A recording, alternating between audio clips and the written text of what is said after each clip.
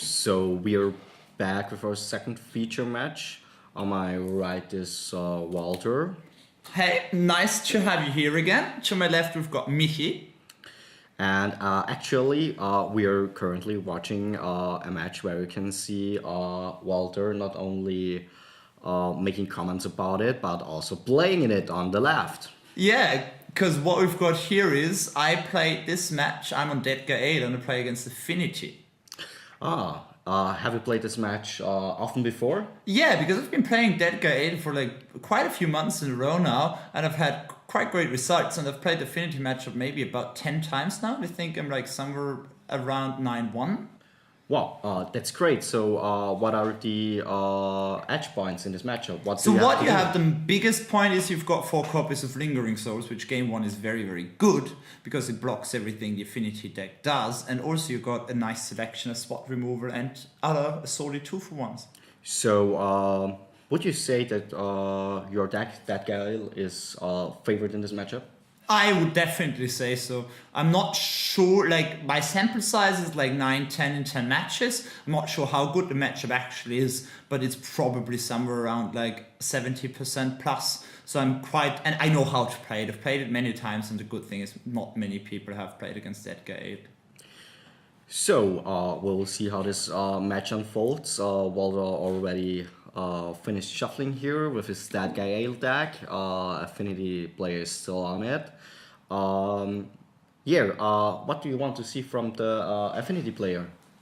So yeah, in game 1, what can be really, really good against mid-range decks like mine from Felix's side here is that he can have a broken fast start. For example, turn 1 Steel Overseer, which can happen through Mox Opal or through it can pretty much only happen through Mox Opal, but it is something that can happen. That's like really hard because if you don't have a remover spell for that card immediately, it just powers up everything. Okay. So we see Mox Opal right here or on top that. Oh, We it's Steel do see Overseer. as turn 1 Steel Overseer, yeah. Okay, so not the things you want to see on turn 1. I have Path to Exile. actually use Path to Exile on it. I would like to have Fatal Push. I play 4 push for Path in this deck. And the thing is, still the most important thing is to get rid of the Steel Overseer. But it's not without downside. It's not without downside because now the Affinity player has access to a whopping 4 mana on turn 2. And if they just play a 3-drop or they play a Plating Equip, they have quite a few plays that are not very fun for me here. So let's see what the Affinity player will do on his round. Okay, he's drawing a card. Now 3 cards in hand from the Affinity player and 4 permanents in play. And he actually didn't search for the Mountain of the Path to Exile because he had it in hand. So he still has access to that same amount of mana. But all he can do with it here is play a Void Scourge. Okay, and attack you for 1 actually. No, that's an Ornithopter with the Springleaf. Yeah, he's attacking me for 1 with the Blinkmoth, of course. Okay, so another land from the Affinity player. He's attacking you for 3 because he's Pumping the Blinkmoth with the other Blinkmoth, and yeah, so this is a situation that I quite like to be in with this deck because it's just chip shot damage. I'm fine taking a bit of chip shot damage if I can set up something like turn 3 Lingering Souls here. Okay, so what were you currently thinking? Because you have clearly mana open. Yeah, I got a removal spell in hand here. The question is to use it here or keep it. And because I say the chip shotting is not that much of a problem, not using my removal spell here, which as you can see is another copy of Path to Exile, because I want to keep it for other bigger targets, and I'm fine just casting my copy of Lingering Souls here, which can block all the creatures with 1 toughness. Seems like a big turn for you because now the only thing you currently can't block on the board is his. No, actually, you can block if he attacks with 1 Blinkmoth Nexus and just trade in your 2 tokens for his land. That's the awkward thing here. If he attacks with Blinkmoth, I have to double block because he has the pump available. And what we will see here is that this is not often the best course of action. But there is no attacks from my opponent, so I'm quite happy there because I can keep developing my board. So you're back at your turn. You're cropping your spirits where you're thinking of attacking with them. Yeah, because I obviously have more. I have more access to more spirits in the graveyard, and I have a smuggler's copter. So yeah, I was thinking about attacking because my opponent does have the mana available to pump on defense thanks to the Springleaf Drum. So it's like quickly realizing attacking is not a good course of action here. Yeah, and I think he also has 2 Ornithopters, which have 2 toughness. So... Exactly, but that would be the like mind game. I don't know. I might play Supernatural Stamina or something. Ooh. Like they currently play in standard in the mono black aggro deck. It's yes. super sweet. I like the mono black standard aggro deck, but I think what I'm doing here is still a bit more powerful than Supernatural Stamina. But I think one card in hand from the Affinity player. Yeah, I still got plenty of tools, and you can see the late game aspect in matchups like this. I got 2 Mutavoids, 1 Shambling Man on the battlefield ready. So the thing is, I have access to 3 manlands if the game becomes grindy and lots of trades happen. Oh, Blade Splicer from you, big turn, 4 power on the board against basically quite nothing from your opponent. Exactly. The cool thing about Blade Splicer here is that it's insurance against Edge Champion as well, because the Golem is colorless. And so with access to the Golem tokens and also the Mutavoids, they can all block an Edge Champion because they're not colored. Another good turn for you. You drew a Fatal Push with your Smuggler's Copters and discarded a land. So yeah, Smuggler's Copter is crucial in matchups like this because it just gives you this card filtering. You never want to really go beyond 5 lands, so it just lets you discard any extra lands and just find more action. And it doesn't matter what kind of action it is. So currently your opponent needs to draw into something to beat your board, and you're sitting on 2 removal, as I can remember. One we just saw literally.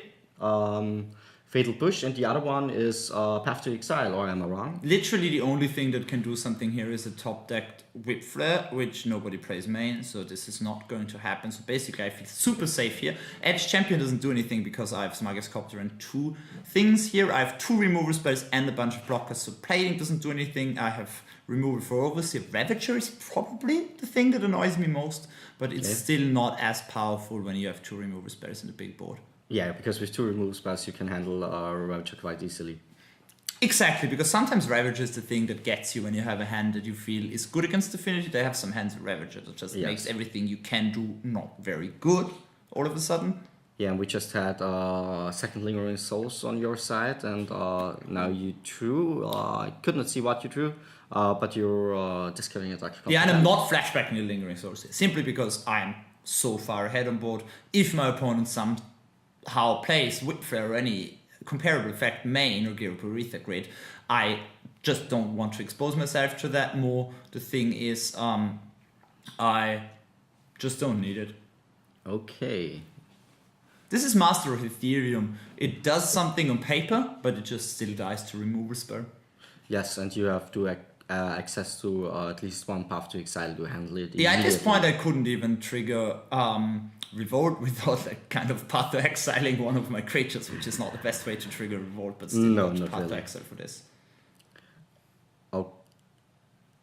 Okay, definitely play a second Mox Opal to have access to more mana.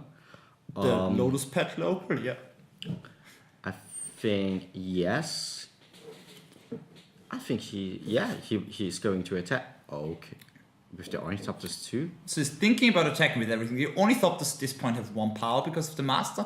Obviously, he can't really. My opponent here can't really play around a removal spell because he's so far behind. So he kind of has to attack in a way, assuming I don't have anything. So you're currently deciding on how to block. So let's see what you will do. So here, obviously, a block with the intent of pathing the Master of Ethereum before damage. And I'm still thinking with, like, should I block the Blink Moth because there's still a pump available? We still got the Springleaf Drum. Mm-hmm. And what I think is it's just probably worth it because I'm so far ahead and I still have more Lingering Souls in the graveyard. Yeah, because now with the Path to Exile, you're clearing his whole board. Yeah, I'm trading against all the non-Ornithopter creatures. He has 1 Blink Moth left. I still have the Copter, the Golem, the Blade Splicer, and I got access to more souls in the board and Madlands, so yeah. So you're far ahead on the board, and you're far ahead on the hand, and your graveyard because of the flashback of Lingering Souls. Definitely. And here I'm deciding to even use the push to keep more spirit tokens. It would have been fine to trade 2 spirit tokens for the pump blink moth, but using the push is even better here. Because now I'm at this level, I'm still at 13, I preserved all my life total here, I just want to kill him as quickly as possible.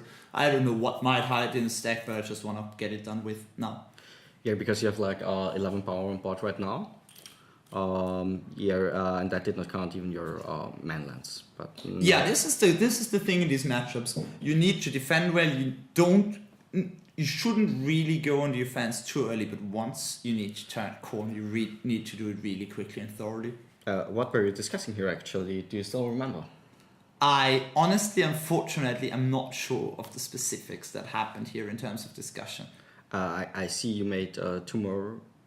Yeah, I just tokens? flashback the Yes. souls here. Yeah, and I put the tokens at the back so they don't get the summoning sick ones confused with the non-summoning sick ones. Now I'm even just fail pushing Ornithopter simply to get more damage through and win quickly because I've got a 2-turn clock here. So you now attack with for 13 damage. So getting your opponent down to 1 if he doesn't. I'm block. attacking for 13 damage if I get the maths right. So we've got 5, 6, 7, 8, 9, and then we got 4 spirits, so it's 13 damage. But that's still enough for my opponent. He survives this turn, but I still got a. So your opponent scoops it up. Yeah, definitely. The thing about this matchup is that it probably just gets better after sideboard. Better in which case? Better for the Affinity player or better for Deadguy Ale? I think it even gets a bit better for that guy. The thing is, what I got in my sideboard, some of the problems are I have answers to creatures and good blockers. I don't have answers to artifacts that are not creatures game 1, like plating, which can be problematic sometimes. And in my sideboard, I played 2 copies of Disenchant. I also just play some copies of Collective Brutality, which are not amazing, but they just kill Steel Overseer, because one of the other things you lose is if you just have a Steel Overseer on turn 1 or 2 and you just don't have an answer readily available. And what else I've got? I have 2 copies of Blessed Alliance in my sideboard. I like bringing in 1 or 2 of those simply because it is a bad removal spell coupled with the life gain effect, and I like having the hedge of having a bit of life gain effect. Because what is also really important is keeping 3 copies of Dark Confident in, because you need to outdraw the Affinity deck in some way, and it allows you to draw more removal spells. The thing is, it also makes it take damage, so you need to have some ways to recoup life, because the Affinity deck can have some very aggressive starts. So you're boarding in a lot of cards. What did you actually board out in this matchup? Yeah, so from the main deck, I have Thought Seizes, which I really don't like here because you take damage. I keep in the Inquisitions because there's some problem cards you can snag early. But other than that, I also like boarding out, even if they're good against Edge Champion, I like boarding out some of the copies of Blade Splicer, simply because it's a slow card, it costs 3 mana, so it's not always that amazing in that respect. I always board out exactly 1 copy of Dark Confident, and other than that, it's just some trims here and there, and I just try to bring in additional removal that disenchants. I also have 2 copies of Zealous Persecution in my sideboard, which is really gorgeous in this matchup. Yes, think so too. But on the other hand, the Affinity player can separate too. How afraid are you of cards like Gilbert Ether Grid? Yeah, I'm very afraid of Gilbert Ether Grid. I have 2 dismembers for Inquisitions. Maybe if Gilbert Ether Grid didn't exist, I would already also take out Inquisitions. But the Gilbert Ether Grid, it's an enchantment that lets you tap 2 artifacts, deal 1 damage to a creature or player. So it means the Affinity play off and can just like wipe your whole board. It's like easy to clear like 3 Lingering Souls tokens in a single turn. Just to get it clear, you don't mean dismember, you mean disenchants. I mean disenchants. I don't play any dismembers. I still would like dismembers against Affinity. I would not board any of them out. But no, I mean disenchants. They're still way better. Yeah, I would think so too. So both players are getting their decks shuffled up currently, and I think, yep. Yeah, Walter I'm is already shuffling finished. faster again. Yeah. But now I'm feeling quite confident at this point. Drinking a sip of iced tea and just like, this is a match I've played countless times. And I really just like the basic flow of having the answers to the creatures and having Lingering Souls as the massive Well, elephant in the room, so to speak. one important thing is you won game 1, where your opponent was on the start. So now after sideboarding, you said you're even a little bit more favored in this matchup. Your opponent is still on the start. So maybe this builds up some confidence for you too. I try to not think about those things while playing. I try to take every match as a match. I try to not play a match around 1-0 ahead any different from the first game of a match. So I try to not think about this. Mm-hmm. But I still feel confident in this as just a separate game on the draw. Okay, let's see what the Affinity player will do. Okay. So you got Springleaf Run, Ornithopter and another Springleaf Run. Yes. While I got Inquisition, Shock Cutting, getting a land. So in my deck, you often want to get Godless Shrine, but not if you have another white source. My version of Deadguy is a pretty heavy blacklist, so I can just happily grab a basic swamp here. Yes, to save some life against the aggressive. Exactly, that's very important. You don't need double white for anything, you also don't need double black, you got more black spells than white, but the life is very important against Affinity always. So what do we see in the Affinity player's hand? We have Cranial Plating and... Edge Champion and a Glimmer Void. So the thing here is that both of these cards are traditionally problematic for mid-range decks, but the thing is, I got Disenchant now, and so I have direct answers to the plating, and also the champion that I discussed before. I got still some copies left of the Blaze Press and 4 Mule and 4 Smuggler's Copters. So it's still about 10 cards that can block Edge Champion. So it just depends on my hand here, but generally the blading is the more scary threat. Yeah, because a board with 3 artifacts, 4 with the plating, and he couldn't equip immediately. Let's see. Yeah, so we see the champion here, no surprise. Okay, now... my opponent knows I have Smuggler's Copter now. Because I have Smuggler's Copter, obviously it can always block Edge Champion, so that's a nice insurance policy. I'm just playing it now, taking 2 damage of the Godless Shrine I had in hand, which meant that I didn't have to fetch for 1 before. So, okay.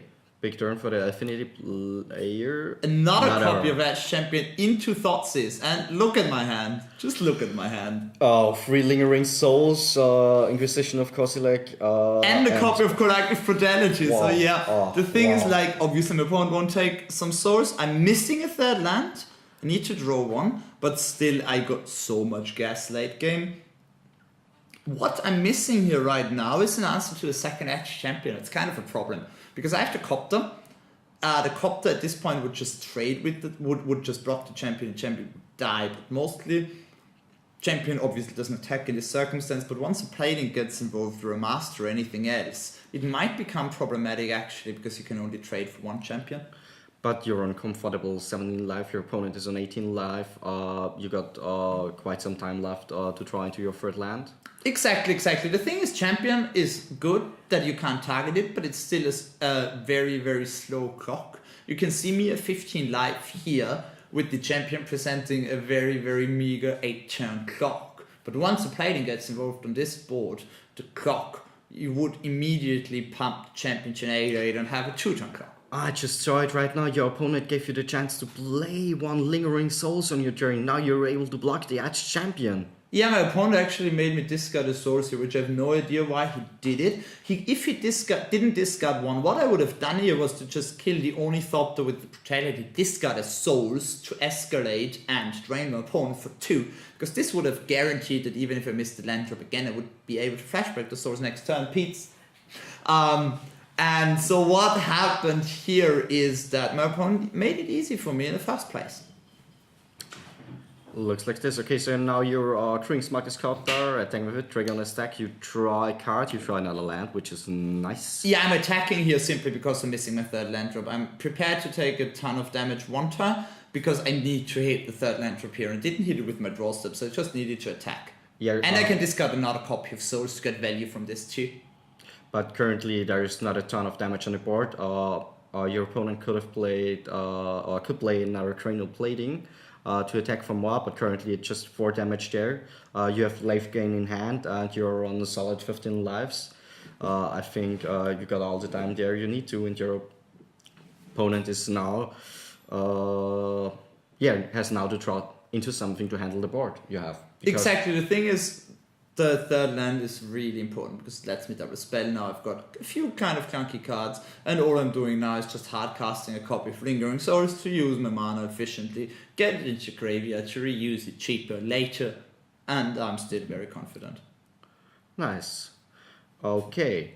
So a Wilding Char, I think, from the opponent, which can regenerate one of his creatures, and he's actually attacking for 4, bringing you down to 10 life while he still sits on 15. Yeah, and Welding Jar actually doesn't only regenerate creatures, it regenerates any artifact. So the thing is, with plating out, even if I have an answer to plating, it might become annoying, but at this point I'm just trying to keep the copter back to block one champion and try to just race in the air a bit once I can. I also got to Mule Ward, which also blocks Edge Champion. It's just nice to play. You're a black-white deck. You just play 10 colorless things. So you actually can now start racing with your spirits, play more spirits, and have 2 blockers for the Edge Champion, Mutawald and Smuggler's Copter. It's still a lot of cards in your hand. So exactly, but what I'm actually doing now is I'm using this Collective Brutality. Because this Ornithopter is still kind of annoying because it blocks one. Okay, I'm actually not using the correct charity. Maybe still, but there are advantages to using Collective Betrayal. It gets one blocker out of the board, gets to train the opponent for 2. You just get more damage and shorten your clock by a very large amount, but quite significant amount. Yes, I'm on you with that. But, okay, what? Oh, okay. Yeah, I was just thinking about it because I remember playing it. But the thing is, I was just thinking about whether this is the correct thing. But because I've got another source to pitch, it's just so nice. It's just such a nice, clear play because you get in more damage and then you can just flashback one copy of source, get more through the copter, and bash. So you actually attack with everything. So you're attacking for 7 right now, your opponent can't block. Goes down to because I got it now with killing the Ornithopter and draining. I got a 2-turn clock, so there's no need to keep something back blocking because even with the plating, it's not lethal. And I've got lethal next turn, and my opponent agrees. Yeah, so he scoops it up, and you won this matchup quite with a lot of advantage on the board, I would say. Yeah, but the thing is, you saw me draw 3 copies of Lingering Souls here in the second game, so this is not how the matchup always plays out, but it's quite a favorable matchup, and sometimes you get those hands that just make everything your opponent does look quite silly because you just get 3 copies of your best card, but that's magic. Yeah, that's magic. We'll be back soon, and see you then. Yeah, see you then. Bye, guys.